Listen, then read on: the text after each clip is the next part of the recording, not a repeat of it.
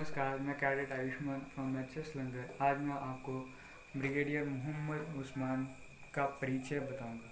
सबसे पहले उनका जन्म 13 जुलाई 1912 को हुआ। उनका जन्म आगरा के मऊ जिले के बीबीपुर गांव में हुआ। जब उनका जन्म हुआ तो उनके पिताजी चाहते थे कि मोहम्मद उस्मान बड़े होकर एक सिविल अफसर बने, लेकिन मोहम्मद उस्मान के दिल में भारतीय सेना को ज्वाइन करने की ज्वाला भड़क रही थी। वह चाहते थे कि वह अपने भारत देश की सेवा करें, न कि वह सिविल अफसर बने। तो जब वह 20 वर्ष की आयु तक पहुँचे तो उनका सिलेक्शन हुआ ब्रिटिश सैन्य अकेडमी में। तो उस समय उनके लिए एक गर्व की बात थी कि उनका सिलेक्शन हुआ है ब्रिटिश सैन्य अकेडमी में, क्योंकि उस समय भारत की कोई भी सैन्य अकेडमी नहीं थी, क्योंकि उस समय भारत पर अंग्रेज़ों की हुकूमत थी। तो इस कारणवश उनकी सिलेक्शन हुई ब्रिटिश सैन्य अकेडमी में। वहाँ पर उन्होंने तीन वर्ष की ट्रेनिंग पूरी कर उनकी सिलेक्शन हुई 10वीं regiment of Baloch 10th regiment में उनकी सिलेक्शन हुई और उन्होंने अफ़गानिस्तान और बर्मा में जाकर जंगें लड़ी।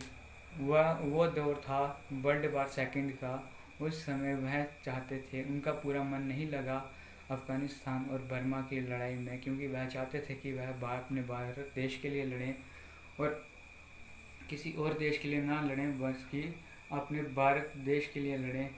और वह समय भी आया जब महाराजा हरि सिंह ने अपने जम्मू कश्मीर को पाकिस्तानी सेना के चंगुल से बचाने के लिए इंडियन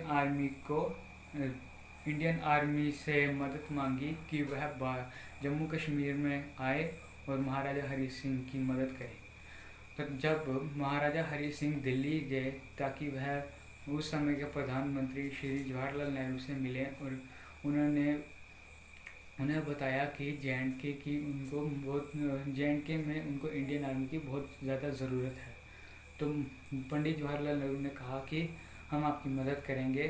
फिर उसके 2 हफ्तों बाद जे के अंदर इंडियन आर्मी आई और उसमें brigadier Mohammad Usman general lieutenant के पद पर थे।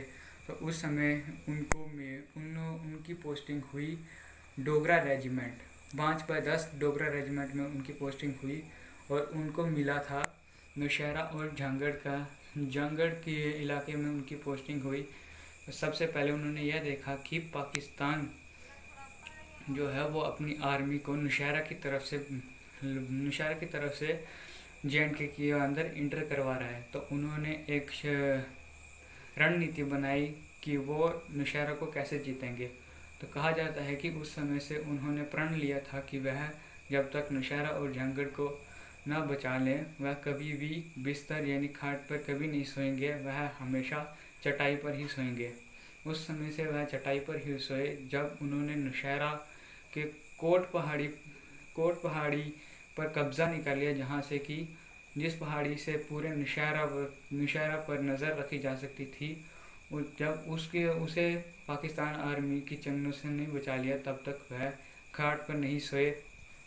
जब नौशहरा पूरा आज़ाद हो गया पाकिस्तानी आर्मी से, तो यहाँ के 3 पंचायतों के लोगों ने मिलकर उन्हें खाट अर्पित की। एक गिफ्ट के तौर पर उनको एक खाट अर्पित की। तो उन्होंने कहा कि मैं खाट पर, लोगों ने उनको कहा कि आप ये लीजिए, आपने नौशहरा को बचाया है, ये लीजिए, आप खाट पर बैठिए।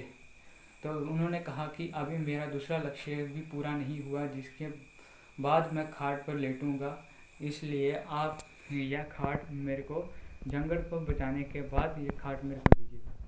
तो नौशहरा को बचाने के बाद उन्होंने जंगड़ में रणनीति बनाई कि वो जंगड़ को कैसे बचाएंगे। जंगड़ की रणनीति जैसे बना रहे थे, तो जैसे ही जंग शुरू हुई जंगड़ को बचाने के लिए, जिस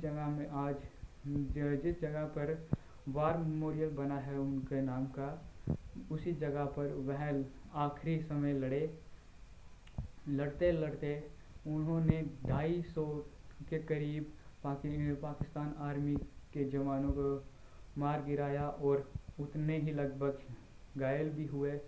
तो जिस रेजिमेंट को वह लीड कर रहे थे उसमें से सिर्फ 26 जवान ही शहीद हुए और एक जवान ही जख्मी हुआ था। तो जंग लड़ते लड़ते पाकिस्तान आर्मी का एक बम उनके पास गिरा और उसकी चपेट में आकर वह शहीद हो गए। उनके शहीद होने से मरणोपरांत उन्हें सैन्य मेडल से सम्मानित किया गया। धन्यवाद। जय हिंद, जय भारत।